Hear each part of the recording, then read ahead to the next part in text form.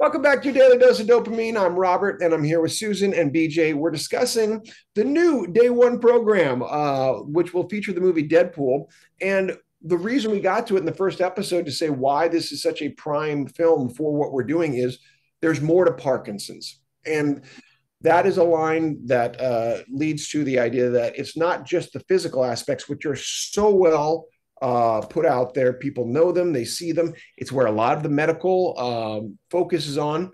But as two people with Parkinson's, tell me why and in what ways there is more to Parkinson's than people understand, and maybe why that's important. Well, I'll open because as someone who's had Parkinson's 10 years and still doesn't look like a person with Parkinson's, most of Parkinson's is hidden from view. And my Parkinson's is a little different. I don't have the tremors. I don't have a lot of the physical aspects other than tripping over my words. And Cute. to me, it's a lot of apathy, depression, um, some anxiety. Um, but the physical parts are hidden, like digestion and constipation and overactive bladder, all those embarrassing things that kind of limit yourself, but also uh, add a level of worry, like, can I be away from the house this long without medication? Or do I need to bring everything with me? Or, it takes a lot of planning in order to have a hidden disease and keep it hidden. Thank you for all of that, BJ. Susan, for you, what does more to Parkinson's mean in your experience? uh, Many of the things that BJ just referenced, the embarrassing things that other people don't see that I have to constantly accommodate for. Um, I don't know whether this is a, a physical manifestation or not, but to me, it's huge. When there is an emotional thing going on for me, the physical manifestation does come out, but it's kicked off by anxiety or concern or emotions of some sort. And I get real dyskinetic and I'm just slinging my body around. So it ends up in the physical, but it starts because of an inner personal thing. Well, one thing we say, and the metaphor that's used in Parkinson's for the folks who are involved, is that the physical symptoms are the tip of the iceberg, Mhm. right?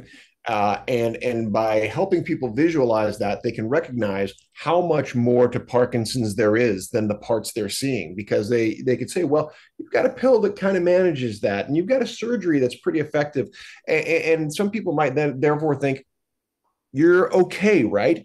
Yeah, right.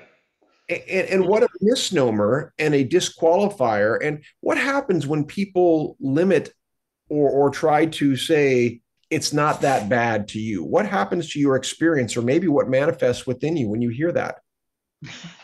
I feel insulted. I feel like you're not giving me credit for what I'm saying or what I'm feeling. Yay, I'm glad it doesn't look like I have Parkinson's most of the time, but that doesn't mean I don't have it. I mean, I deal with it all the time. BJ? Well, I don't try to keep it hidden. I mean, it's naturally hidden because it's not on the surface with me. But I still have a disabled parking sticker and things like that. I don't always need it, but I'd like to have it. I like to tell people that the best thing about Parkinson's is the parking. And but the thing is, anything that gets a brain signal can be affected by Parkinson's because dopamine is the middleman with those brain signals. And generally, if you have any other existing conditions, it can exacerbate those. And a lot of times, simple things like I tell people my thermostat is broken because sometimes I'll be way hotter than it calls for or way colder than it Mhm. calls for. Just about anything can be affected. And you can wake up day to day and not know what you're going to deal with. So that's the strange thing with Parkinson's, the saying, if you've met one person with Parkinson's, you've met one person with Parkinson's because their symptoms are going to be different. But Yeah, what people don't recognize is that every day my Parkinson's is different. So, you that's what know, that's what I always say. BJ, it really is. That the second half of that for me is, and it changes from day to day or from Yeah. morning to afternoon. So this I is wake why up and I don't know what I'm going to deal with until I wake up. exactly. And so this is why this is the day one program meets that in such an important place because it's learning your story, your belief systems, how things feel, how they shift, and not only for yourself, but for others too within the community, and recognizing both the vulnerability and the broad nature of things that do lie beneath the surface. So that A, you don't feel isolated, two, you don't feel crazy for being in that place, and three, potentially you might be empowered to recognize, hey, if someone else is dealing with that, maybe I can too. And I don't know how, but together we're going to rewrite what this story is. BJ? And each day, with the new concept in my brain, no matter what I wake up to, I can say yes and move Yeah. forward. Yeah. It gives me a new attitude to move forward with, even though I'm still dealing with all the difficulties. It's going to say, okay, this is what I'm facing today. Yes, and let's go figure it out. So I think we've well established that there's more to Parkinson's, and that tipped us out from the beginning of how this might play. You know, there's more to Ryan Reynolds, there's more to Deadpool, and we're going to talk about that in our next episode as to why Deadpool specifically fits for a day one program. We'll see you there.